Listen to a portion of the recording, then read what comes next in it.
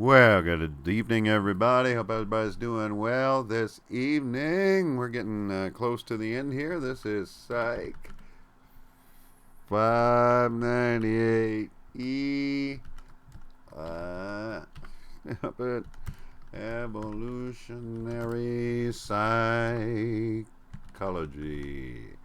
And today I wanted to talk about ethics today. Ethics. What I want to talk about, I said the first day that we were going to discuss whether there are some things that all cultures consider wrong or whether morality is determined by culture. And that's what I want to talk about today because I think this is a really interesting and important topic. Specifically, the work I want to talk about today is a book by Jonathan Haidt, is how you say it, Haidt, published in 2012. The Righteous Mind: Why People Are Divided by Politics and Religion. Righteous Mind: Why Good People Are Divided by Politics and Religion. And Haidt was he's a social psychologist. He was at the University of Virginia. Now he's at NYU. And you may have seen him on YouTube. I think the guy has every minute of his life recorded on YouTube, maybe, because there are just thousands of hours of videos out there about him talking about this. And I think this is probably my favorite book written in the last 10 years. It changed my thinking about a lot of things. Certainly when I was in college and maybe even in graduate school, I certainly held the belief that, ethics, there's no real, biological foundation to ethics. Ethics is just an arbitrary set of rules that a culture comes up with because you look around the world and different cultures care about different things. Some things that are considered acceptable in one culture aren't in another. So to me, that was good evidence that ethical considerations are simply arbitrary. Well, he's going to argue against that here, and he's going to take it further. He thinks that differences in moral reasoning may explain why people differ in their political beliefs and their religious beliefs as well. And so this book inspired me. I used to, I don't know if you know this about me or not, but I've run for office a bunch of times, 12 times now, and I've lost more elections than anybody else in Iowa history. And the reason I started going and running for office was because I wanted to actually improve my own political beliefs. I wanted to try and get more at the truth, and I thought by talking about it with other people, I could find out where I disagreed with them and, see if maybe they were right, and then modify my beliefs accordingly. Well, that never worked out very well. I wasn't able to understand where people came to their beliefs when I was talking with them because their beliefs seemed entirely inconsistent from one issue to another. And I think this can explain, now I understand why that was after reading Haidt's work. So we're going to talk first about his idea of how moral decision making occurs. And then after we've discussed that, we'll go through the political implications, how this impacts people's political beliefs when they're done. So here's the main argument of the book, I would say. Haidt argues that moral decision making is accomplished by emotional reactions rather than by conscious reasoning. Conscious reasoning serves only to justify the emotional reaction to others. We're going to get it here. All right, conscious reasoning serves only to justify the emotional reaction to others. Okay, so what he's saying is that we have an intuitive sense, he would say an innate sense, of right and wrong that applies to everyone all over the world. And we'll talk about maybe some modifications of that as we go on. but that we have evolved to see certain actions as being morally wrong. And sometimes we can't maybe explain why we think they're morally wrong, but we don't really reason things through when we come up with our original emotional reaction. What we do is, after we've had the reaction, we now come up with post hoc some sort of explanation for it if somebody asks why we did what we did. Well, let me give you some examples of the kind of thing he is talking about here. So I'm going to read you some stories here. These stories are meant to be disturbing. That is the point of them. They're meant to activate your moral receptors that something is going wrong here. But as you'll see as we go through, it may be difficult to articulate why you think something was wrong in this case. So let me read you. This is one of the examples that he gave in some of the research that he did. Julie and Mark, who are brother and sister, are traveling together to France. They're both on summer vacation from college. One night, they're staying alone in a cabin near the beach. They decide it would be interesting and fun if they tried making love. At the very least, it would be a new experience for each of them. Julie is already taking birth control pills, but Mark uses a condom too, just to be safe. They both enjoy it, but they decide not to do it again. They keep that night as a special secret between them, which makes them feel even closer to each other. So, do you think it was wrong for them to have sex?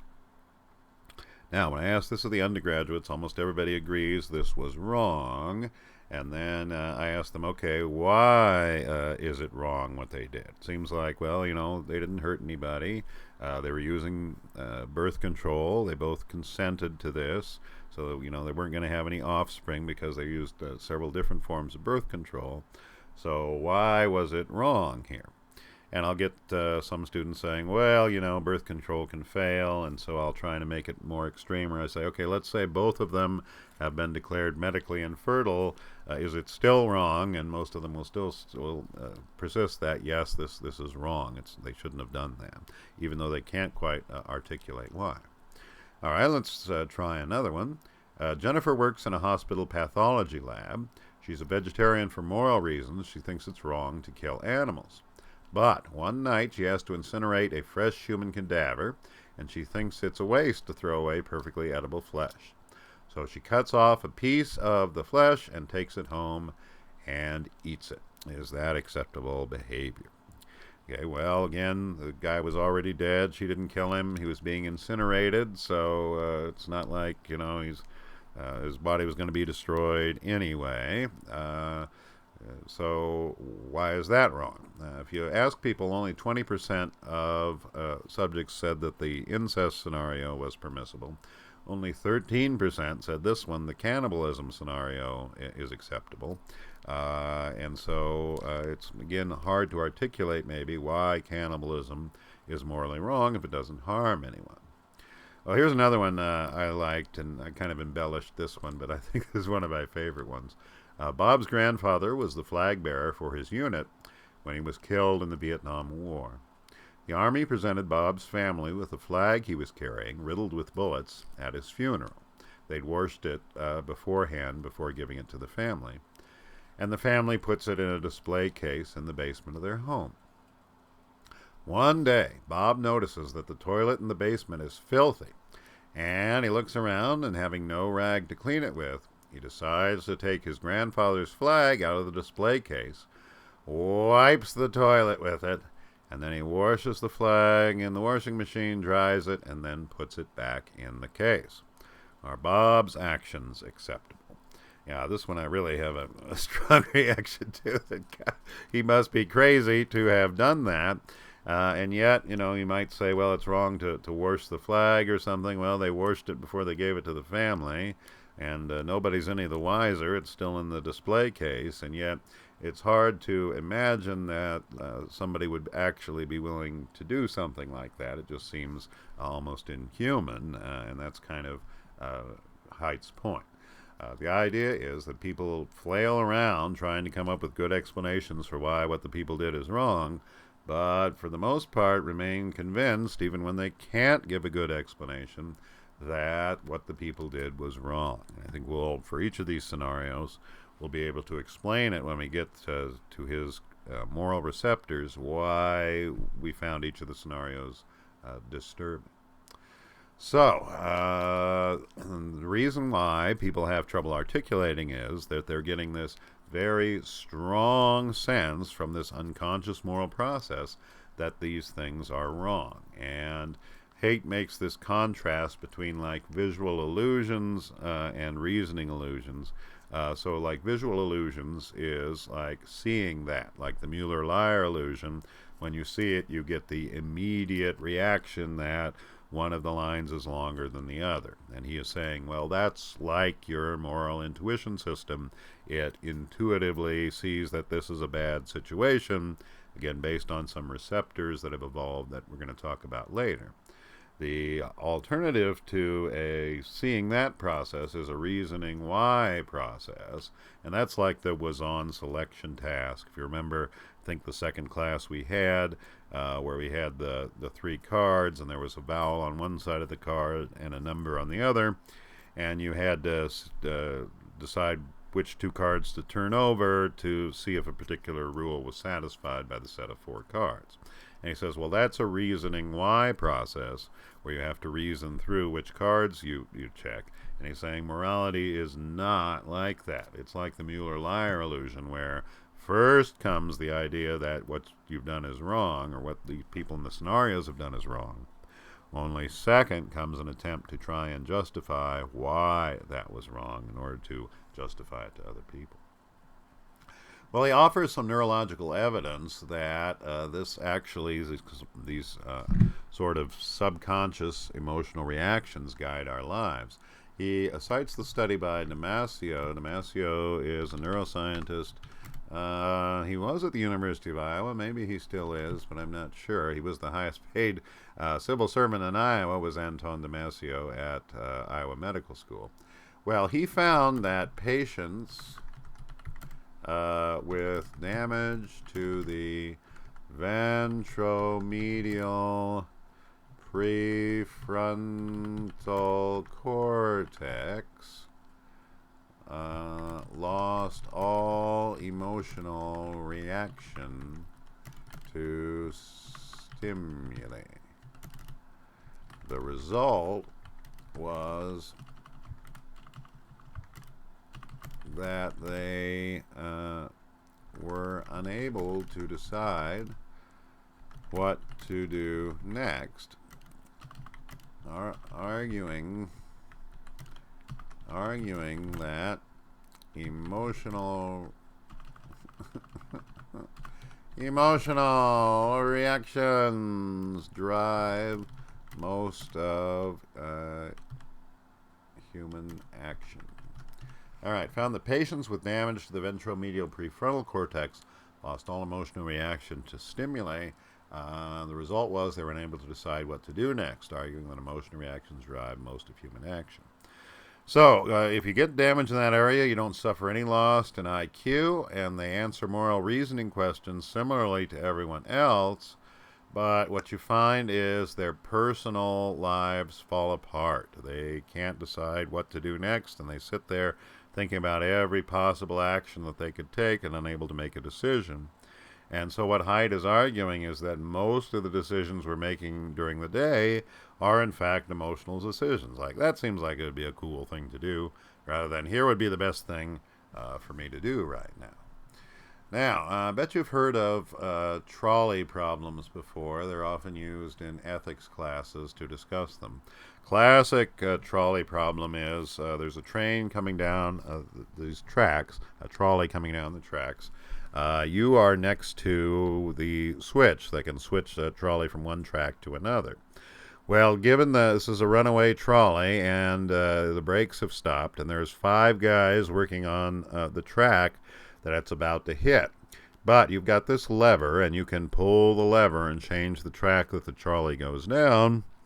And there's only one guy on this other track that you divert it to. So if you don't do anything, 5 people are going to be killed by the trolley. But on the other hand, if you pull the lever, then only one person is going to get killed by the trolley. So should you pull the lever? And under those circumstances, almost everybody says, yes, you should pull the lever under those circumstances. They actually, I saw, there was a television show where they actually did the trolley problem in real life. What they had was people came in, and there was a guy, it was at a train yard, and they were touring, people were touring the train yard, and they came into this room where this guy, there were television screens on the wall showing these railroad tracks, and it was, it was all taped. It was a joke, but it was supposed to be, the people thought it was live. And then they had a switch where you could divert the train to one track or the other, and they would, the guy controlling it said, here, I'll show you how to do it. And so they would show the participants how to switch, and on the screens they were looking at, yep, that changed the direction of the train when they did that.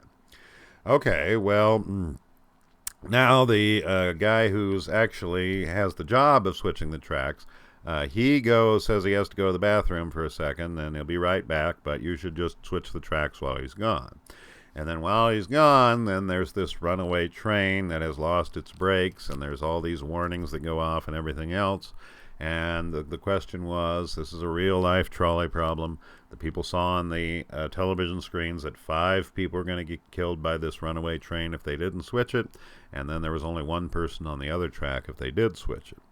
And the results were they had about 20 people go through this. Only 2 of the 20 actually did switch the train to go to the track with the 1 person.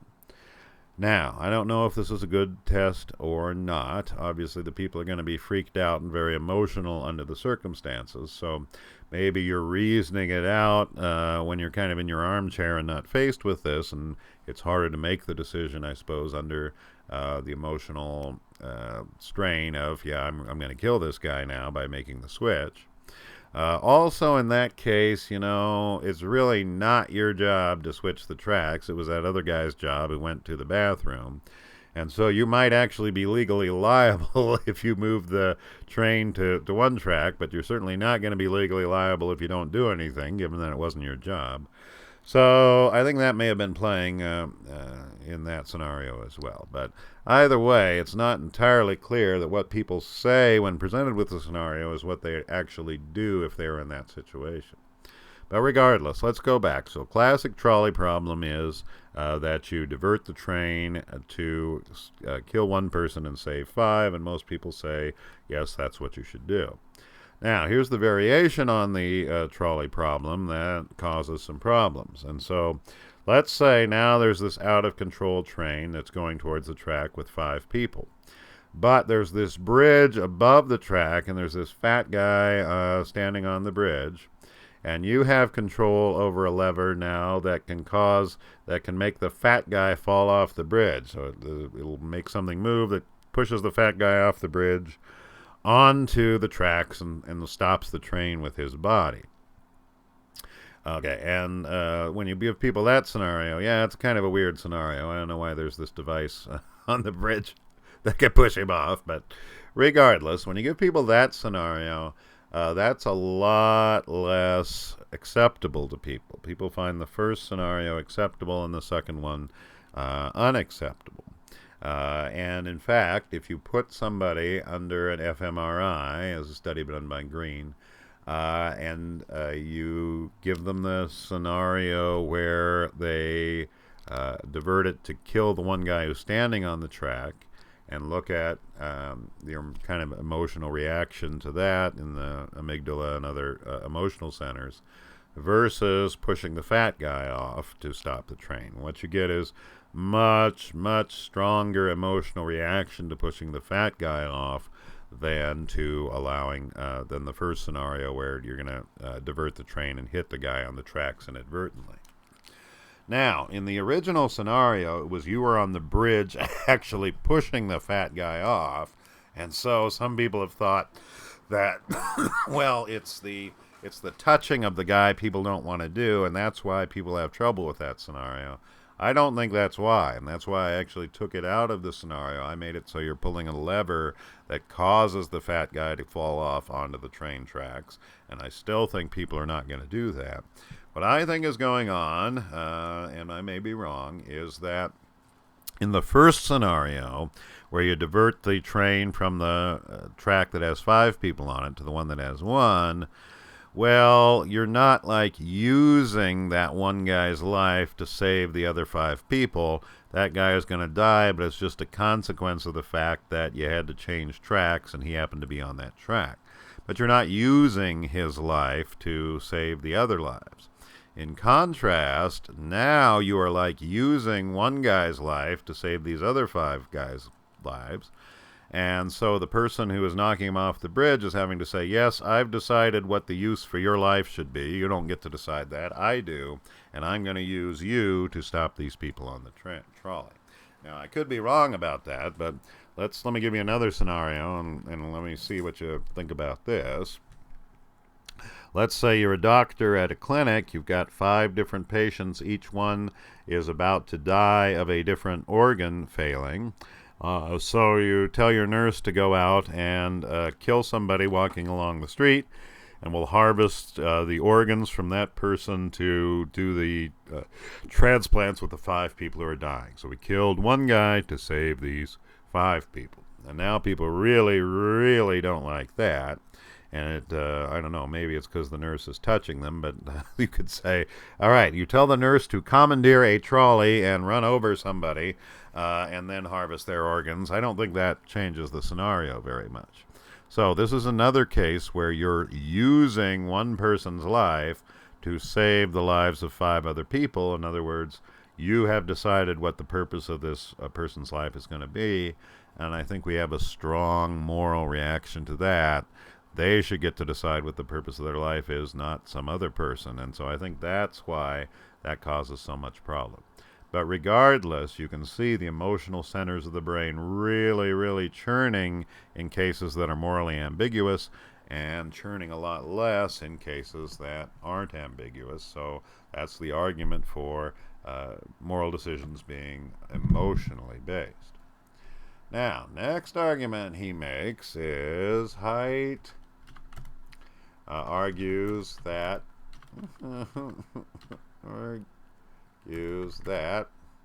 the automatic process for resolving moral dilemmas is far stronger than the subsequent reasoning process, but if given time for reflection,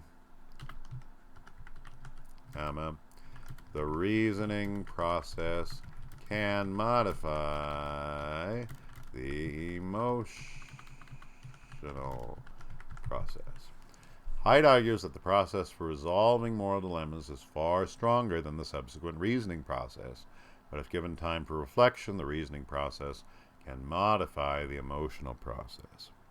The analogy he gives throughout the book is an elephant with a rider on top. So the elephant is like this emotional process that's making the moral decision making. The rider on top, think of that as the reasoning process. And so the rider can try to guide the elephant, just like your reasoning process can try to guide your emotions. But let's be honest, the elephant is the one really in charge. If the elephant wants to go someplace that the rider doesn't want to go, well, tough. You're going to go there because the real one making the decisions is the elephant.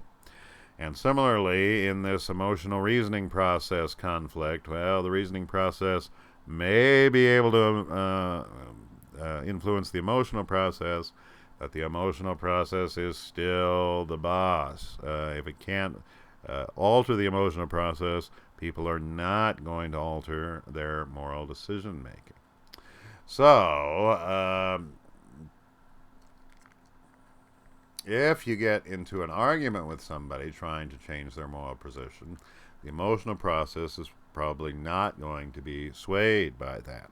And so that was the problem I was having when I was talking to people, is they were responding with emotional reactions to the issues, whereas I expected them to be wanting to be logically consistent in their responses, and then they'd always try and come up with some sort of justification when they weren't logically consistent in their responses. Well, that makes sense. What was happening is they're having the emotional reaction. The reasoning process is trying to make sense of it afterwards, but sometimes it can and sometimes it can't. So there was another study. This is also by Green. So you remember the incest study the incest story earlier, where I talked about how the brother and sister had sex. Well, what he did was he would tell the people that story, and then afterwards he'd give a kind of a, for some subjects, a weak justification for why they did what they did, and then later, for other subjects, a strong justification. So the weak justification was, remember Julie and Mark were the participants in that scenario. If Julie and Mark make love, there'll be more love in the world. That's the weak justification.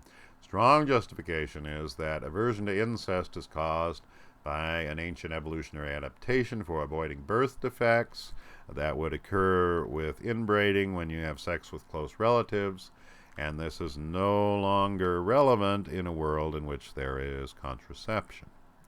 Now, if you tell people these justifications and then immediately afterwards ask them whether what Julie and Mark did was wrong, doesn't matter. Everybody says it's wrong no matter what justification they've given, because the emotional process is going to be acting right after the scenario.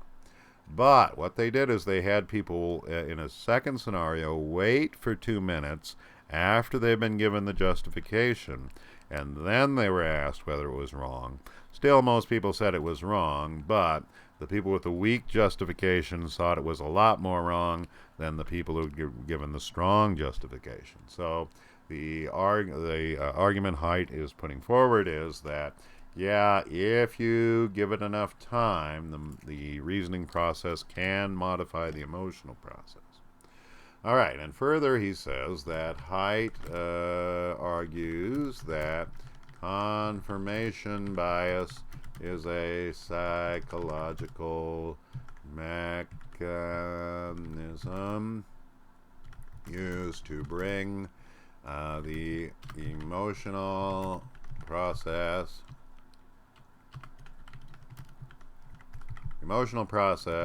and the reasoning process into congruity. Okay, so Haidt argues that confirmation bias is a psychological mechanism used to bring the emotional process and the reasoning process into congruity.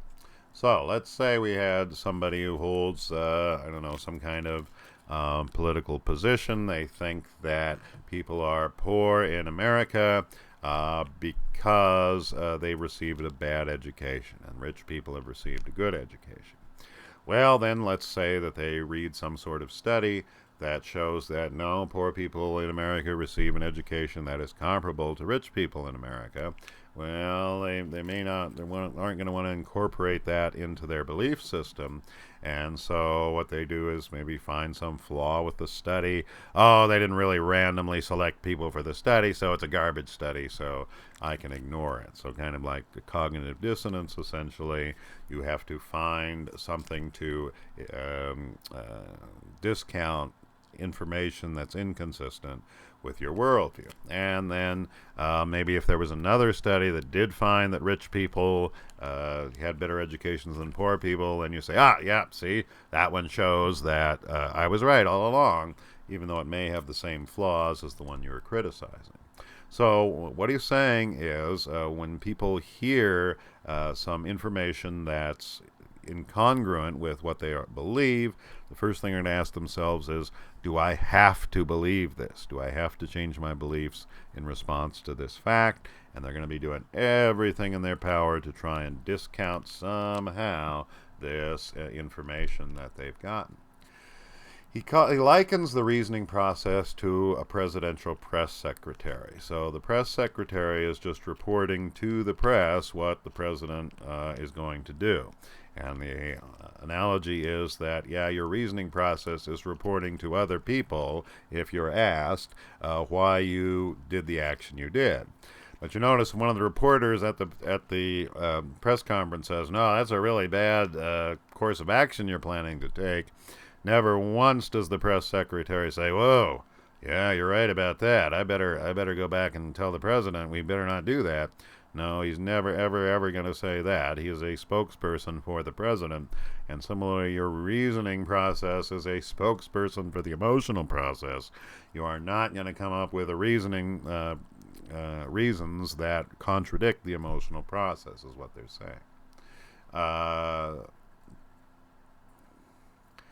One of the things that makes me sad is there was a study by Perkins along these lines, where what he did was he had a bunch of different political issues, and he asked people where they stood on each of the issues.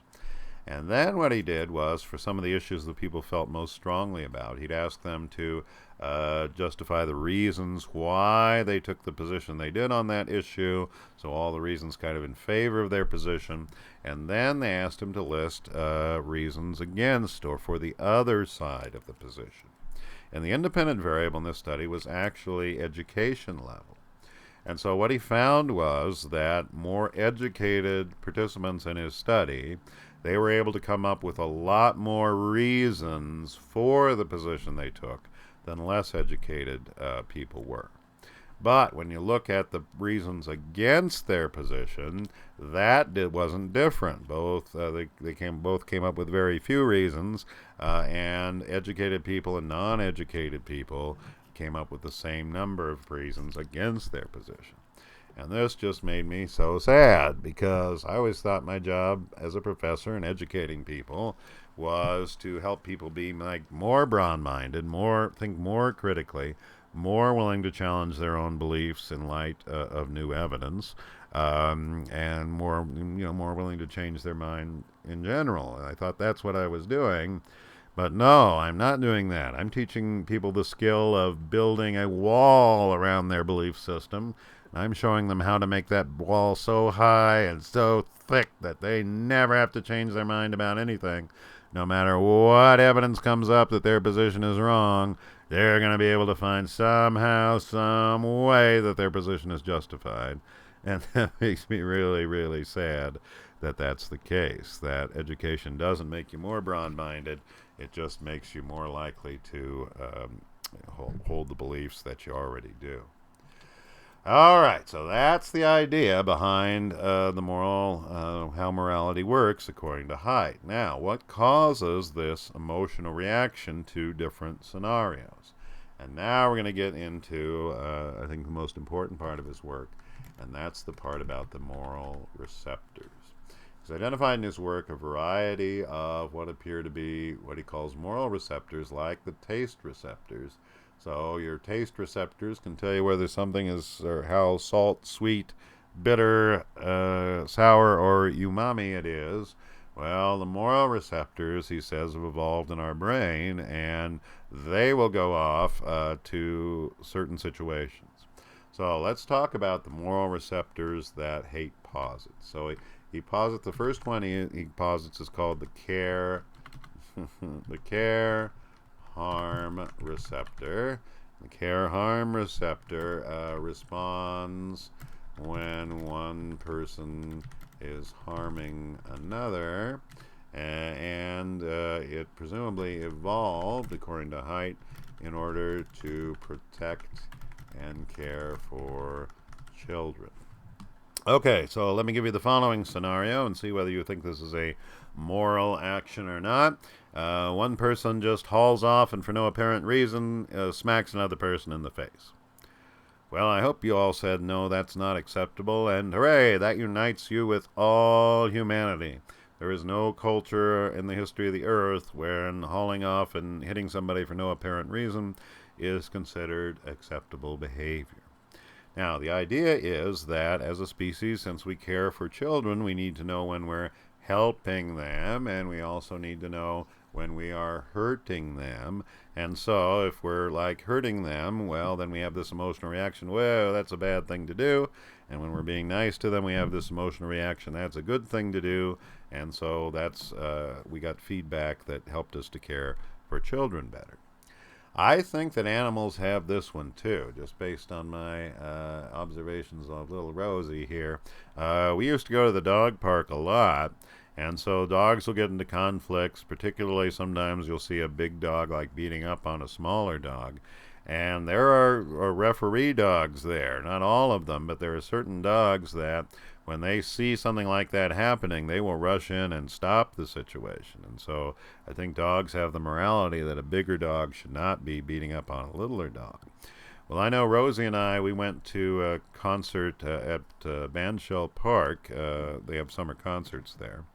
And one time when we were listening to the concert, there was this really big guy. He was way over 300 pounds.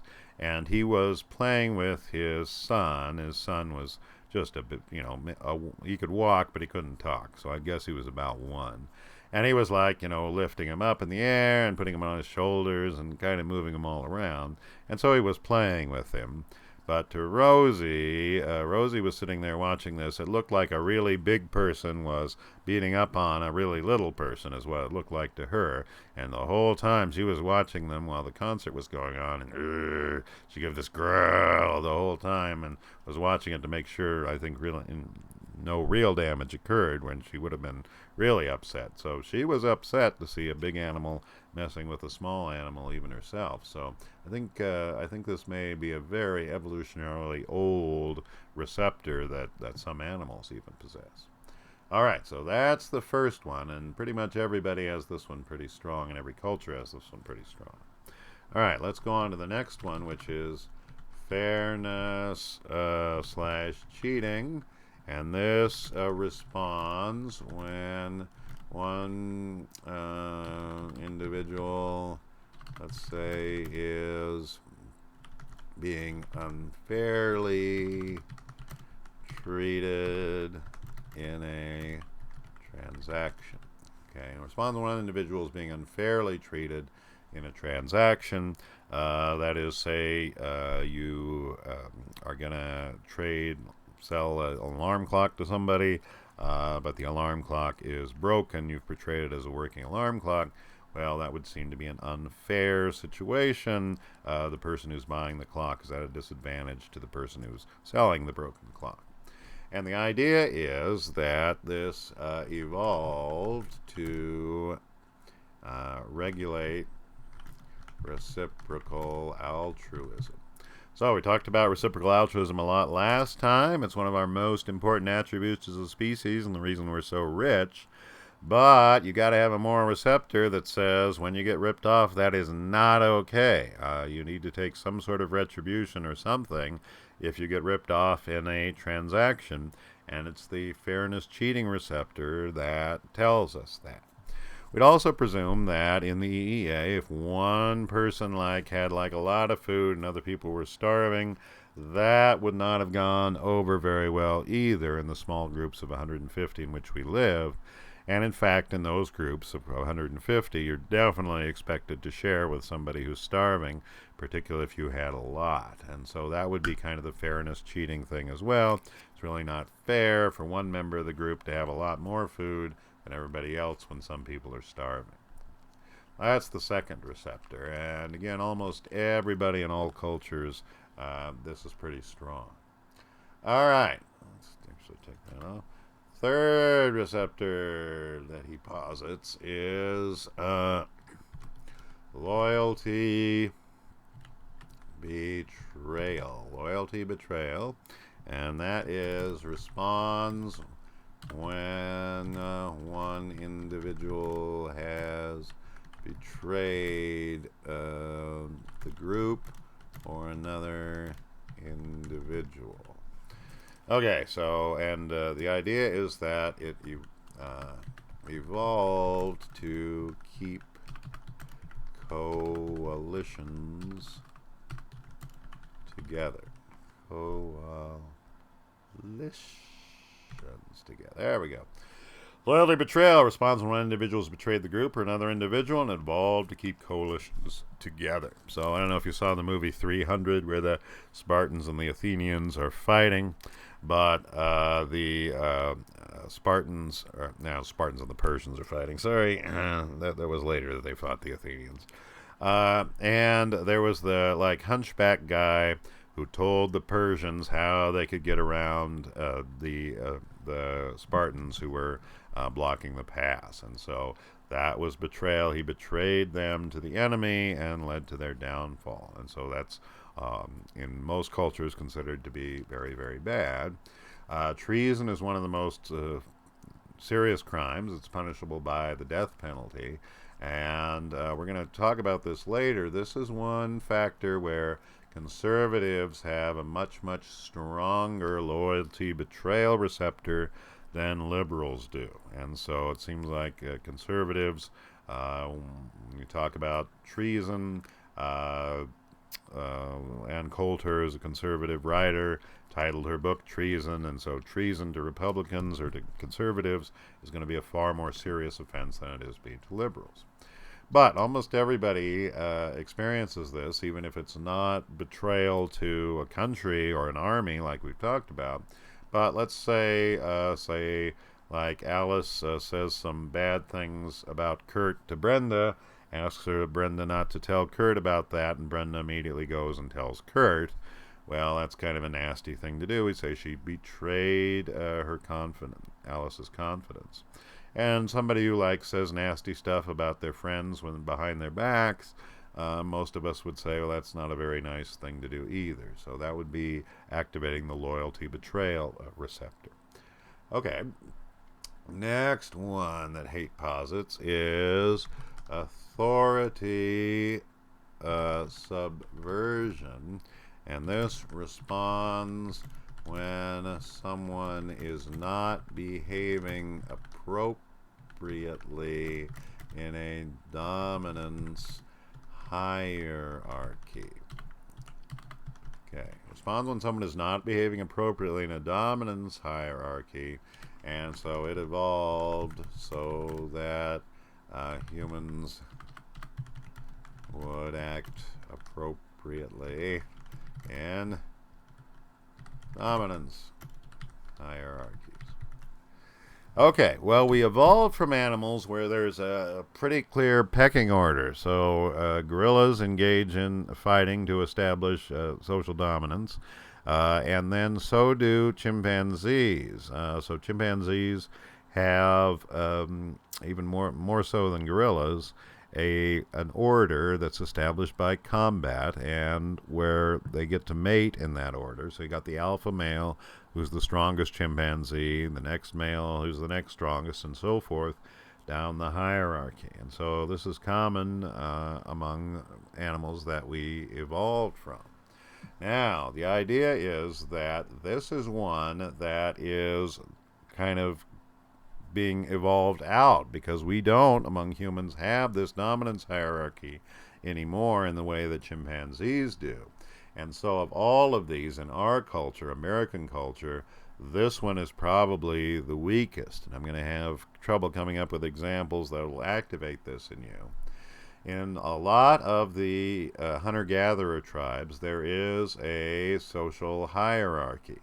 And they call it an authority ranking within the group. And you've got obligations to the people above you in the hierarchy. You also have obligations to people below you in the hierarchy. So people low in the hierarchy are expected to obey those that are above them, but people who are above them in the hierarchy are expected to provide for those below them. So it's like, I don't know if you're familiar with the Roman aristocracy would have clients, and this is the same kind of thing. The clients were expected to support, like, the rich patrician when he went up for election, and to support him in that way. But in exchange, the patrician would help solve any problems that they had, kind of like a mafia boss, and to provide for them if they were destitute.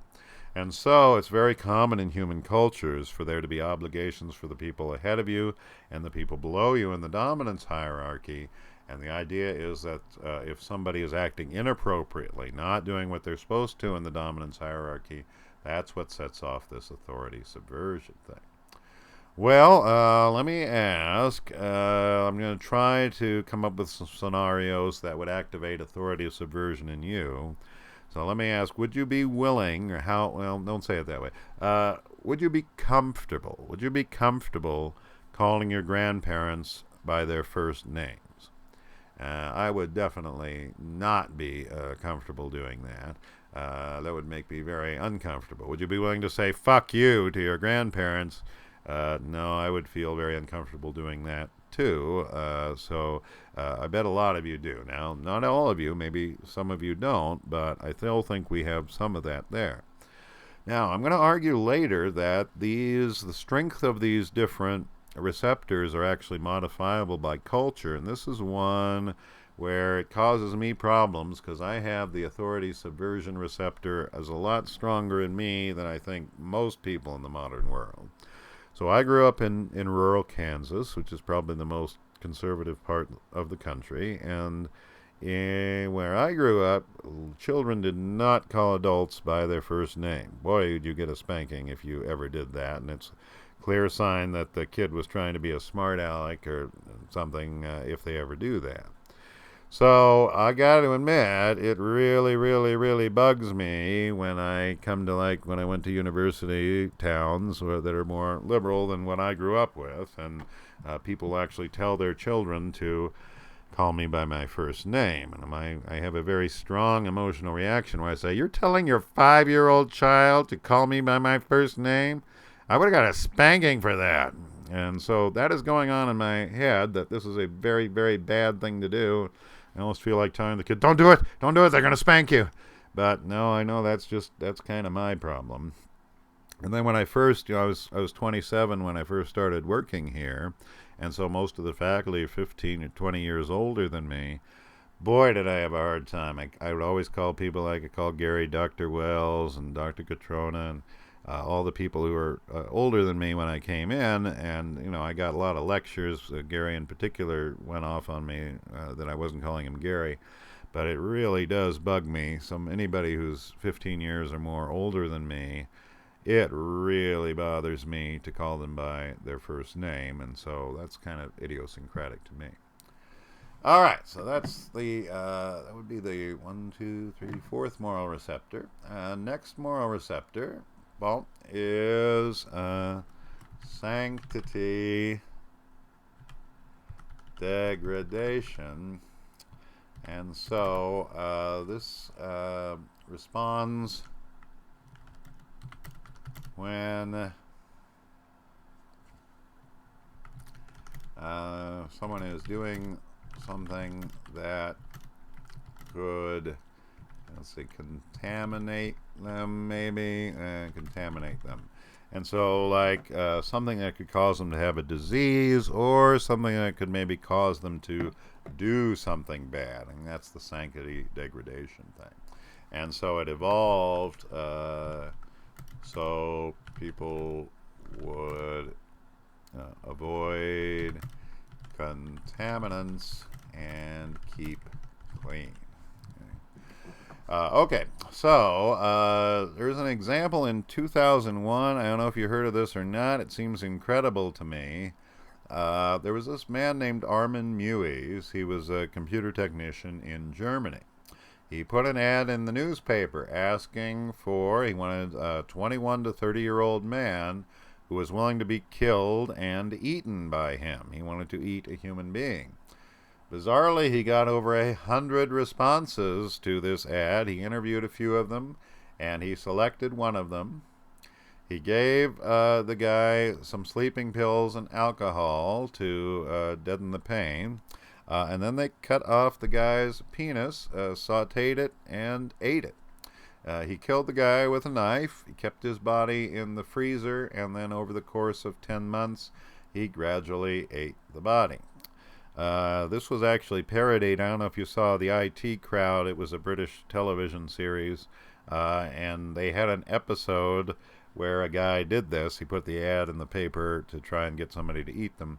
And it seemed like such a bizarre episode. Who came up with this idea?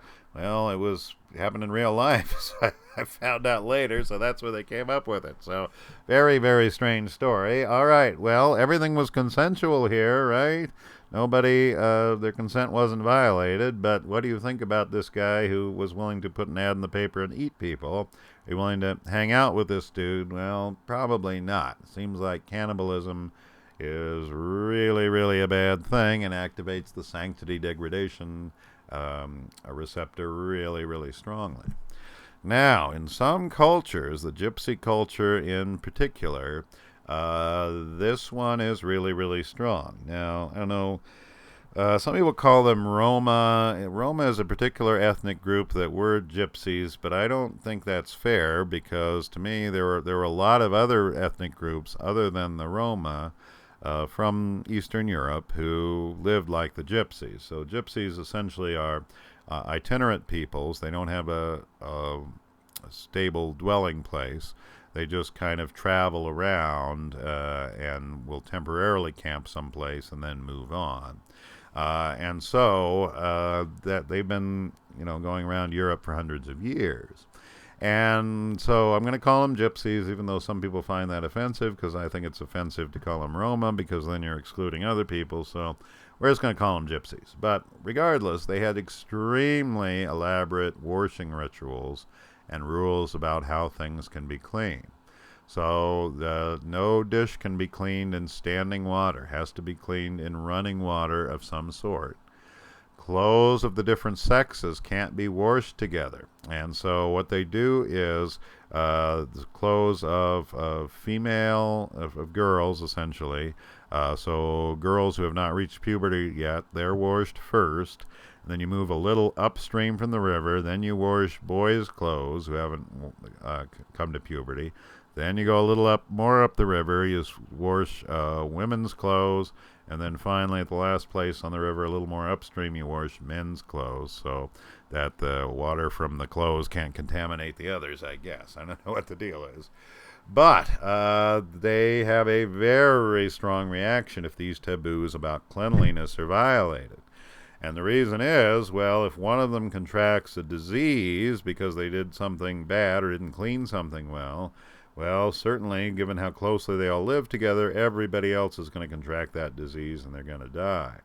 And so it makes sense for this sanctity degradation thing to be extremely strong in gypsy populations and maybe not so strong around here, given that we're not in as much danger of dying as they were. Although these days maybe we are. So when the Black Death came in Europe, gypsies had a very, very low rate of contacting the Black Death, almost certainly because of the elaborate cleanliness rituals that they used, but it made them, as you can imagine, extremely unpopular with the people around them who thought they were doing magic or something else to keep themselves safe, or maybe even responsible for the plague in Europe. Now, the idea is that there are other things, other than maybe not cleaning things very well, that can also activate the sanctity degradation. And so there can be sacred things as well. And so let's go back to the scenario I gave you at the beginning where the guy cleaned the toilet with the flag.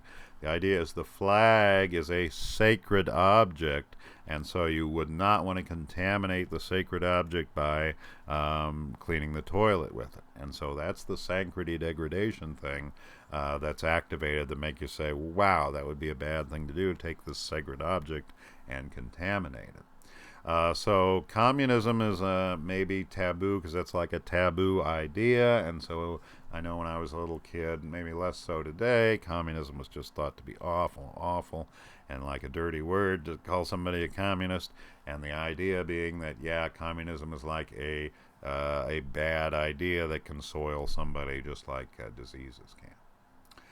Okay, well, these were the original 5, and then he found that some people, their moral intuitions did not appear to correspond to these. And he came up with a last one, which is liberty, oppression. And this responds when one person is imposing their will on another involuntarily. Responds when one person is imposing their will on another involuntarily. And the idea is it evolved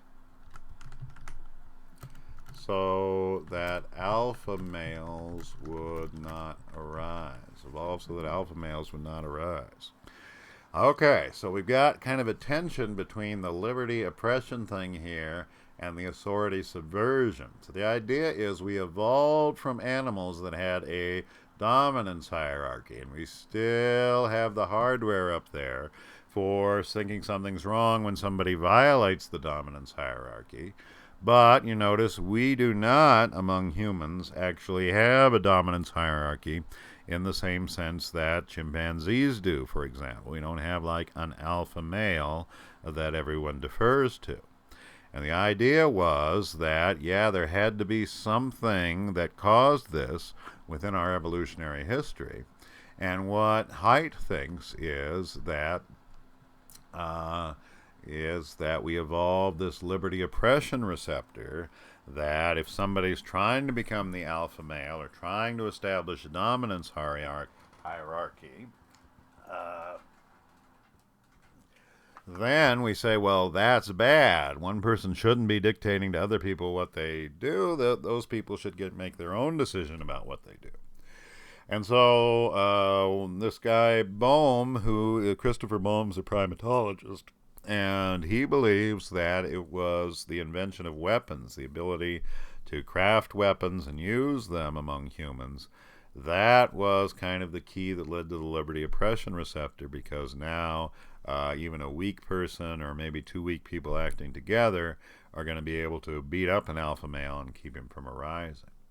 And so the idea was that for whatever reason, for our species, dominance hierarchies aren't evolutionarily beneficial, and that this was the process, the activation of the liberty oppression receptor, or the evolution of that receptor. That's the process by which hierarchies have been dissolved. Okay, well, the idea is that, yeah, these are universal things, that every human has these up there in their head, but we also need to take into account my observation at the beginning that different cultures see different actions as being moral or immoral. Let me give you some examples. Haidt gives these in his book as well. So tell me whether you'd find the following activities acceptable. So there's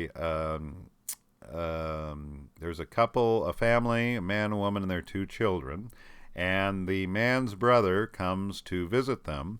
They all sit down to dinner and eat together. Is that morally acceptable? Well, Americans find that morally acceptable. That seems fine to them. In India, it is not fine.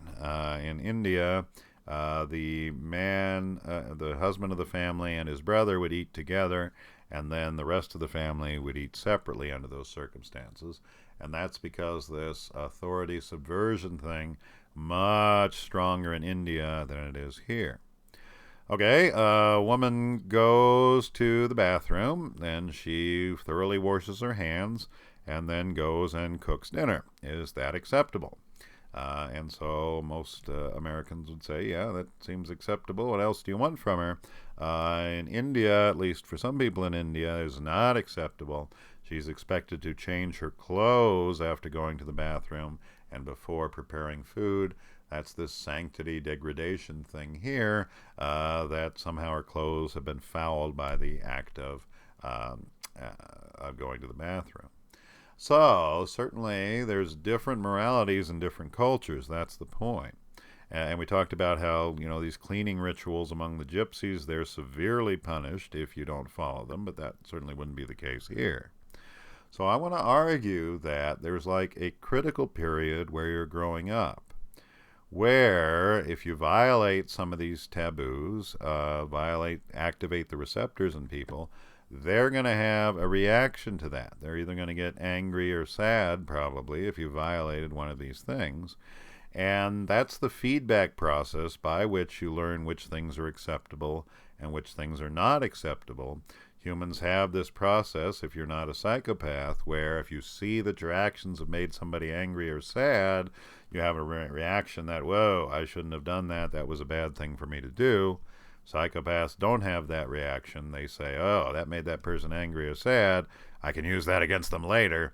But they themselves don't feel bad about that. That's the likely difference between psychopaths and people who aren't psychopaths. So what I want to argue is that depending on your circumstances, different cultures can care more about some of these than others. So in America, we care a lot about the liberty oppression thing and not so much about authority subversion. I think you'd see the opposite in India, where authority subversion is a much stronger moral precept than liberty oppression is. And so when I was young, this authority subversion thing in Kansas, that was a big deal. And so I was told that's not something you should do. And so for the rest of my life, I'm going to have a strong reaction to people calling me by my first name. But most people didn't have that, who grew up in more liberal areas. They're going to be okay with that. So that makes sense. It makes sense that depending on your circumstances, you'd want to make some of the receptors stronger and some of them weaker maybe in your culture. But pretty much everybody has these receptors, and then in the process of growing up, they're either strengthened or reduced. Okay, so that's the idea, is that when we come to our moral decisions, it's really based on the activation of all these receptors. That's when we don't like something or think that it's wrong, is when these moral receptors go off.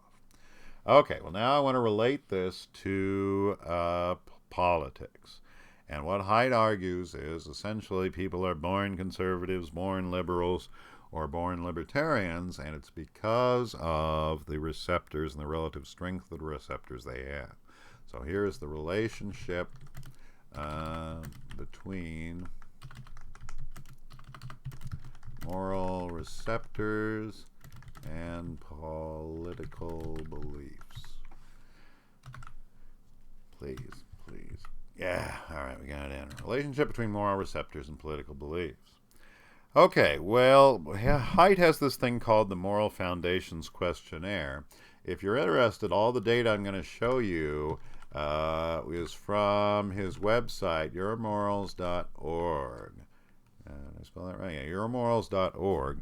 And I actually took all his tests before his book was published at his website, and so I think I must be included in the data he's going to present. And they're kind of interesting studies to do. They have a bunch of studies there that you can try if you want to. So if you want to check some of these things out, I'd recommend that you go there.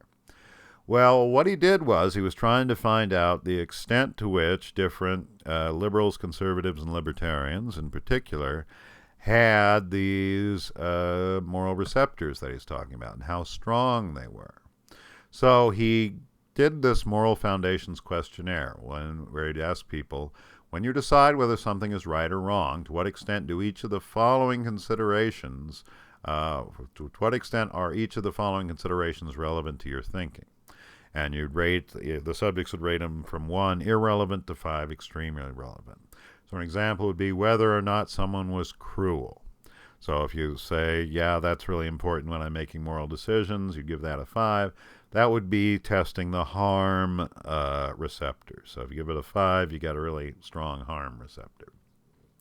Whether or not somebody showed a lack of respect for authority. That's the authority subversion receptor. So somebody gives a 5 on that, has that very strong. And then you also ask people to self-rate on a political scale. Were they liberal, conservative, or libertarian? They've done this outside the United States, and the results replicate in every single country. I've just seen the results from, I don't think he did libertarians outside of the U.S., but he did liberals and conservatives. And of course, what a liberal and conservative mean in the United States is probably going to be different from what a liberal and conservative mean in, say, China, or what a liberal and conservative mean in Saudi Arabia. So they're going to be different. But there are going to be liberals and conservatives in each of those countries. The specific issues they're arguing about might differ. But the interesting thing is the relationship among the moral receptors appears to be the same for people who call themselves liberals and people who call themselves conservatives in every country. So the argument is, well, I presume politics is really highly heritable. I don't know if you know this or not.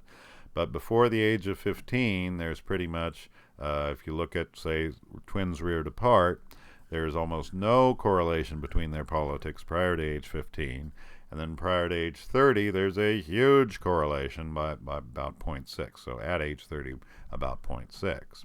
And so people undergo some kind of process in their 20s where they solidify their politics, and that appears to have strong genetic components. So I think Haidt would argue, although I didn't do this explicitly, that you're born this way. You're born with some receptors being stronger than others, and that's the primary thing, I think he would say, that determines whether you're a liberal or conservative or libertarian when you reach age 30.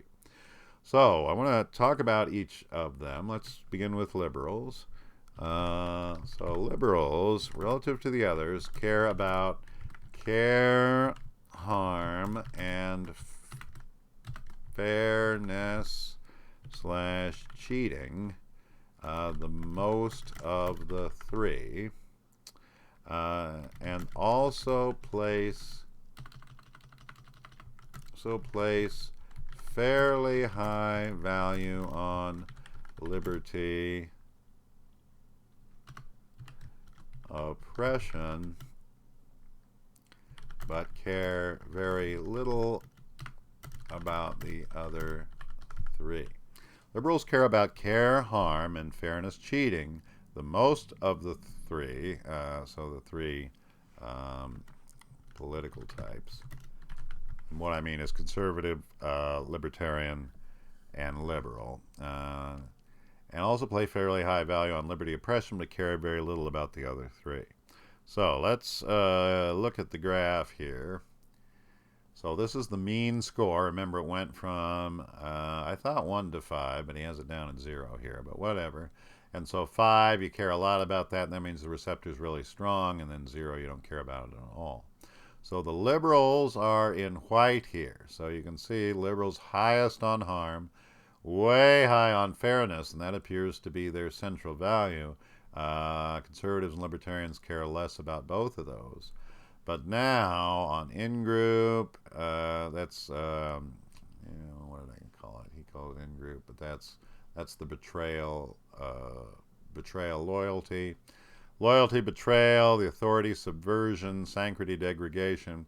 You can see liberals are really way lower than conservatives. Conservative much higher on those three. Liberals by far the lowest on allowing people economic liberty, and then a little higher than conservatives on lifestyle liberty. They broke down liberty, oppression into economic and lifestyle here. So that's the unique pattern for liberals. They care the most about harm and fairness. They care a lot about lifestyle liberty, but very low on all the others. All right, well, what leads them to be like this? Well, he also looked at the personality variables that distinguish liberals and conservatives. And so liberals also have a unique set of personality traits that may underlie their moral preferences.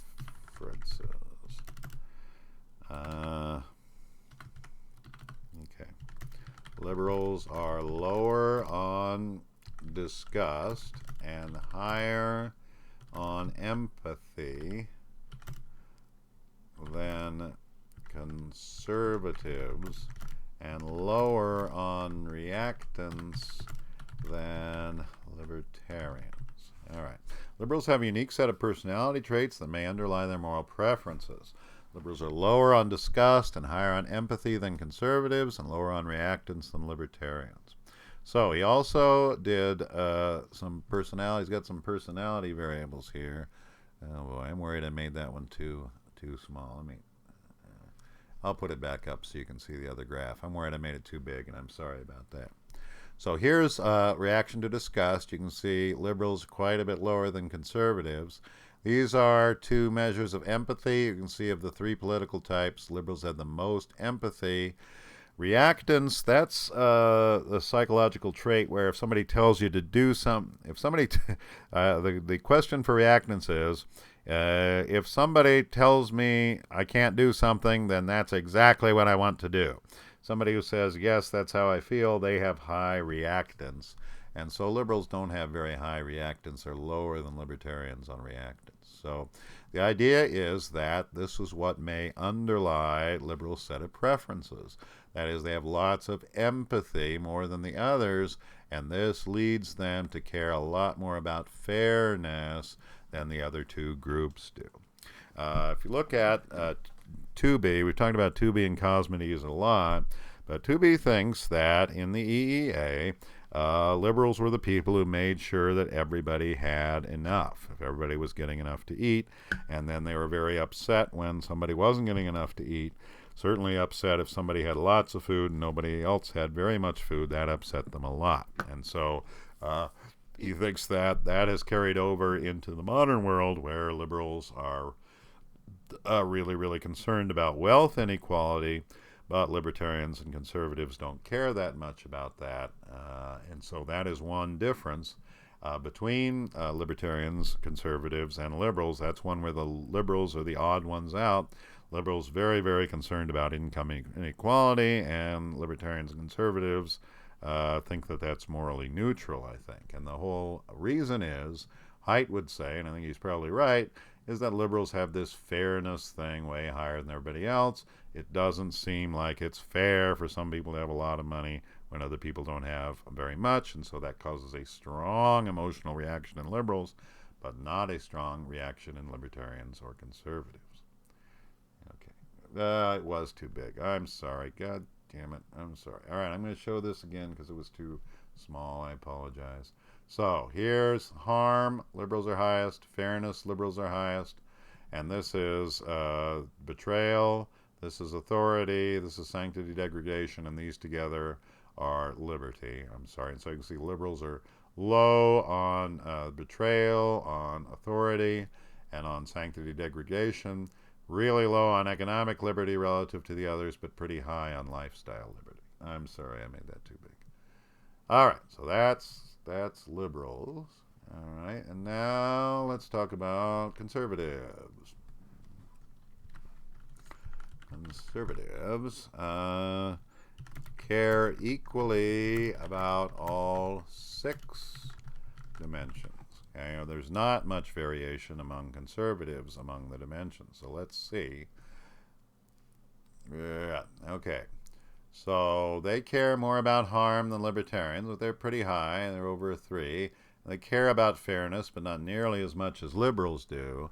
But then the ones where they're weird are they care a lot more about betraying the group. They show more respect for authority. That bothers them more.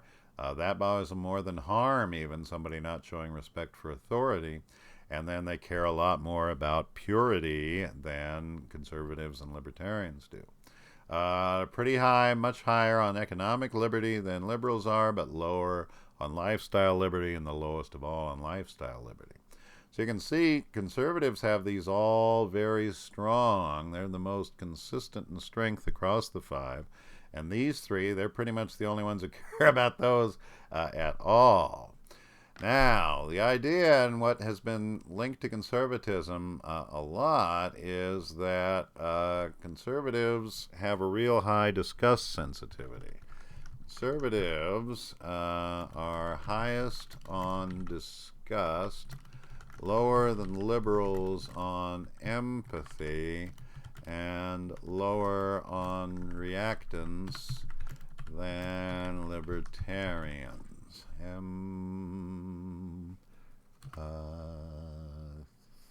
Empathy and lower on reactance than libertarians. All right, so let's go back and look at this scale. Let's get it all on here like an idiot. So this is the big thing. The outlier for conservatives is they have a bigger disgust reaction. If you measure how disgusted they are by things, you also see that in fMRIs. If you look at disgust centers in the brain, conservatives to disgusting scenarios have a much bigger reaction than to the others. So they're lower than liberals on empathy, lower than libertarians on reactance. It's really this disgust thing that is most odd in conservatives. And so let's take an issue where conservatives differ from the other two. So conservatives are opposed to gay marriage. Liberals and libertarians are all in favor of gay marriage. Well, why is this? Well, if you look at a heterosexual's brain while they're watching gay porn, for example, you're going to see light up in the disgust areas. But in conservative, you're going to see big light up in the disgust areas. So When a conservative hears about homosexual sex, they have the same reaction that liberals, conservatives, and libertarians have to incest, for example. And so just like libertarians and liberals find incest unacceptable, conservatives also find gay sex unacceptable. It's the same reaction they're having. So that likely is the explanation for why conservatives are opposed to gay sex. They have this disgust reaction that's really strong that libertarians and liberals do not have. Now, I'm not going to talk about libertarians yet, but the interesting thing is that Haidt has done a number of studies looking at this difference between liberals and conservatives to see if he can find converging evidence that this really is why they adopt different positions. The idea is that the different strengths of those moral receptors lead them to these different positions. So one thing he did was, if you had, were going to buy a dog, which characteristics are most important to you? And so they gave characteristics that mapped onto these moral receptors we've been talking about. So whether the dog's gentle, that's the harm care one. Treats the owner as an equal, that's the equality one. Loyal to the owner, that's the betrayal one. Obedient to the owner, that's the obedience subservience one. And clean, that's the purity. And so the conservatives rated all 5 traits as being very important when they bought a dog, while the liberals just cared about that it was gentle and treats the owner as an equal. They didn't care about loyalty, obedience, or cleanliness. Now, he also got the text of several dozen sermons from liberal churches. These were specifically Unitarian churches, or tend to be tract liberals, and conservative churches, Southern Baptist churches. And he looked for words related to each of the moral receptors that he's positing. And what he found is that liberal churches made a lot more use of care and fairness words in their sermons, while Baptist churches were more likely to talk about loyalty, authority, and sanctity in their sermons. And so this comes up in religious services as well. They did a study where they presented people with 60 sentences that each came in 2 versions. One endorsed an idea that was consistent with one of the foundations, and the other one rejected it. For example, a sentence, total equality in the workplace is necessary. That's consistent with the fairness receptor, versus total equality in the workplace is unrealistic. That should set off the fairness receptor. Well, if something set off the receptor, what they found is in brain scans, there was more surprise shown by liberals for sentences that rejected care and fairness, and less surprise to sentences that rejected loyalty, authority, and sanctity. And then conservatives showed about equal surprise to all of them. So it comes up in a number of ways, other ways as well, that liberals care about just the first 2 of the receptors. Conservatives care about all of them. All right, well, let's move on. He then additionally decided to add libertarians into the mix. And so libertarians, according to him, care the most of any group about liberty / oppression, and also care about care harm, but are low on the other 4 dimensions. Libertarians care the most of any group about liberty oppression, and also care about care harm, but are low on the other 4 dimensions. So kind of like liberals, they don't care about the ones in the middle, but they aren't like liberals either, in that you can see they don't care much about fairness. They care far less about fairness than liberals do, care far less about harm than liberals do, and then way less than conservatives about the 3 in the middle. Pretty much liberals and libertarians are identical in how much they care about betrayal, respect for authority, and purity. But the big difference between libertarians and liberals is going to be on these liberty measures, particularly on economic liberty. Libertarians extremely high on economic liberty, and then liberals are very, very low on economic liberty. And then lifestyle liberty, libertarians and liberals are kind of similar to one another, but libertarians care more about liberty than liberals. So these are the two big ones for libertarians, and they're kind of lower than the others on all the rest. So I don't know if it's fair that that's not a fair characterization I made earlier. Are you gonna? Yeah, I also care. I'm going to take that out. I'm going to say, but are low on the other 5 dimensions because they weren't really particularly high on care harm. So they care a lot about liberty oppression, but they don't care much about the rest. All right, so what kind of personality characteristics do libertarians have that lead them to this? So libertarians are lowest on disgust,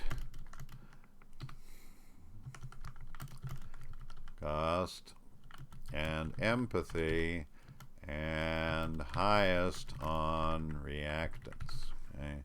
So in fact, one of Haidt's lectures was called "It's Tough to Gross Out a Libertarian," and that's right, libertarians are the lowest on the disgust scale here, have the least disgust reaction. Let's compare them to empathizing, least empathy, and yes, that is often a stereotype of libertarians. They're not empathetic and not an unfair stereotype. But then reactance, remember reactance is when somebody tells you to do something, you're going to do or not to do something, that's exactly what you want to do.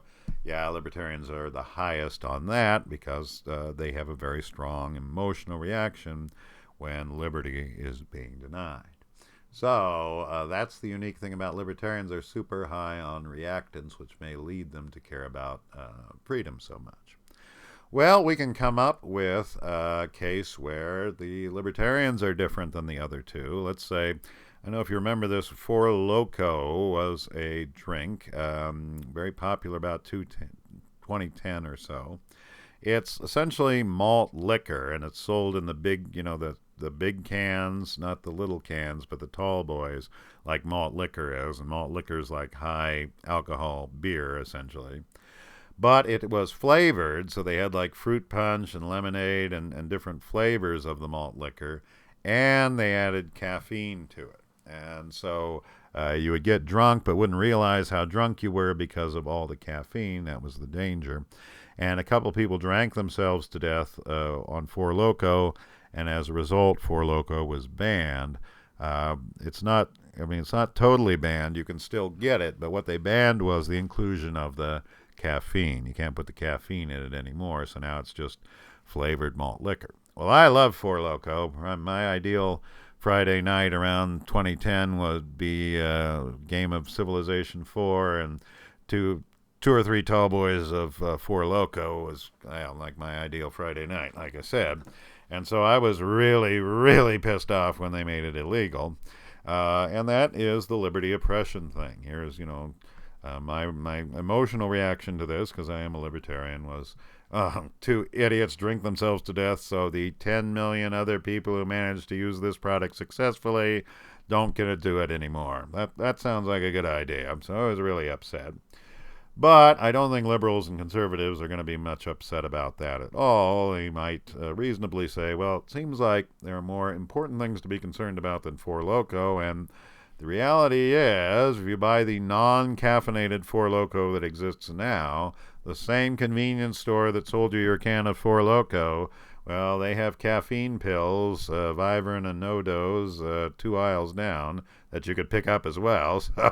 So you can get the same Four Loko experience, probably even more intense, because those pills have more caffeine than were in the original, if you want to. So it's a little silly to be upset about that. So that explains why libertarians are so upset when Four Loko gets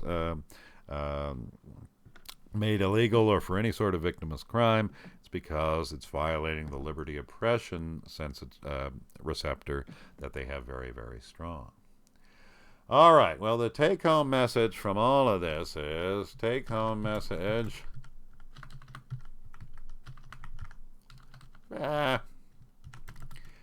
rational argumentation in politics is unlikely to work. People do not reach their political decisions logically, but rather emotionally, and then afterwards try to find a logical justification. Take home message. Rational argumentation in politics is unlikely to work. People do not reach their political decisions logically, but rather emotionally, and then afterwards try to find a logical justification. See, that was my problem, is I expected people to care whether their belief system was consistent or not. So if I were to bring up something like, okay, why do you think Four Loko should be illegal? Somebody says, well, because it's dangerous. People were killing themselves using this product. I say, well, I can bring up a lot of things: knives, lawnmowers, bathtubs, and definitely cars. Way more dangerous to people than Four Loko, and yet all those things are legal. And then they have to go through a bunch of rigmarole to justify why these more dangerous things shouldn't be legal. Well, that's the problem, is if the people don't care about whether their beliefs are logically consistent, then there's no way to argue them into that. So that's why I've kind of abandoned trying to talk to people about politics who don't agree with me, particularly after age 30. Your politics are going to be pretty much solidified, and it's really not going to be logical arguments that sway you after that. What I would say is, let's say you really wanted to come to true beliefs. You wanted your beliefs to be logically consistent, and you wanted them to have real opinions, and to have taken your opinions because they are the right opinions, not because of an emotional reaction you had. Well, I think the only way around this is to demand logical consistency of yourself. You probably are going to have to talk with somebody who you disagree with politically, who's willing to keep you honest. You can give what I would say is, the way you should test yourself is, if you're asked about a political issue and then you give a justification for it, you should say, okay, am I willing to use that justification anytime this comes up? Come up with other scenarios that also would seem to meet the criteria that led you to your decision, and see if you'll say the same thing. And like I said, because you're going to have these emotional biases, you really need somebody whose politics are different than yours to do this with you. They're going to be good at pointing out your inconsistencies. And so that's what I would say is, you need to maybe lower, all of us, including me, lower our walls a little bit and listen to other people and see, do I really have a logically consistent set of beliefs? Okay, well, I've got quite a long lecture here, but I think this is really good stuff, and it really revealed the world to me when I read it. Be interested in seeing maybe what you think in the comments section. So that's it for this week.